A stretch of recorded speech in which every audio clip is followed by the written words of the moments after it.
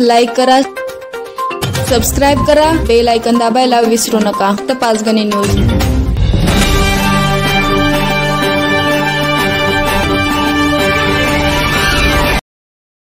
जावळी तालुक्यातील पाचवड, मेढा, कुसुंबी, कोळघर ते शेंबडी मार्गे उपमुख्यमंत्री एकनाथ शिंदे यांच्या प्रस्तावित मुनावळे पर्यटन स्थळापर्यंत जाण्यासाठी रस्त्याचे रुंदीकरणाचे काम युद्धपातळीवर सुरू असून या ठेकेदाराने रस्त्याच्या दुतर्फा असणारी झाडे बेसुमारपणे कत्तल केली असून याची तक्रार शिवसेना आणि येथील निसर्गप्रेमी संघटनांनी करून सुद्धा हे वृक्षतोडीचे काम सुरूच आहे.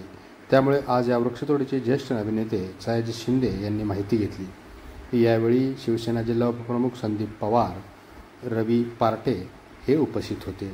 पर्यटन स्थळांना जोडण्यासाठी जावळी तालुक्यात बनवण्यात येत असणाऱ्या रस्त्याच्या कामात ठेकेदाराने परवानगी न घेता विनाकारण वृक्षाची केलेली कत्तल ही चिंताजनक असून निसर्ग संपदा राखण्यासाठी व झाडांच्या पुनर्रोपणाबाबत शासन कायदा करणार आहे की नाही असा संतप्त सवाल यावेळी सिने अभिनेते सयाजी शिंदे यांनी केला आहे. त्यानं बिनधास्त 700 झाडं तोडली, ती तोडली आणि त्याच्या पुढे काय व्हायला लागलं, त्याची दांडगावा चालायला लागला, लोकांच्या शेतातलं सुद्धा झाडं तोडायला लागले. मग हा काय करणार, ह्यांचे जे रूल्स आहेत एका झाडाला हे 5 झाडं लावून घेतात.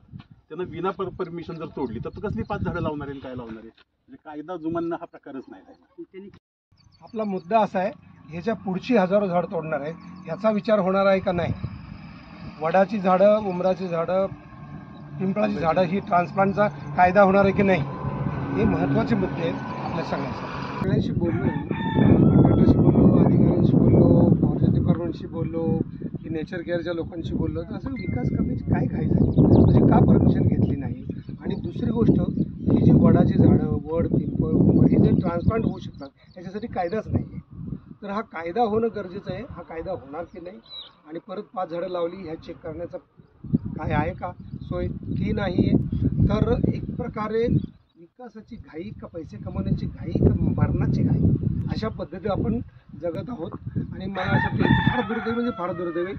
शासनानं ह्याची, म्हणजे शासनाला ह्याचं दखल घ्यायची आहे का नाही घ्यायची. कारण फॉरेस्ट डिपार्टमेंटकडे आम्ही कारवाई केली आणि मग परत त्यांनी झाडं तोडली. मग आम्ही दुर्लक्ष का केलं याचं उत्तर नाही. कॉन्ट्रॅक्टरने सांगायचं की आम्ही हे परमिशन घेतली आहे, त्याचं कधी देतो, खरं दाखवा, तर ते तुम्हाला दाखवत नाहीत. आणि गावकरी सांगतात की जी झाडं तोडली गरजच नाही अशी झाडंसुद्धा तोडली, अशी करोडो झाडं लाईनीने तुटलेली आहेत. तर याचं काय करायचं मला कळत नाही. म्हणजे 300 समजा इथं 318 झाडं तोडली, म्हणजे 300 खून झाली, 300 झाडांची कत्तल झाली आणि त्याचं कोणाकडचं लक्ष नाही.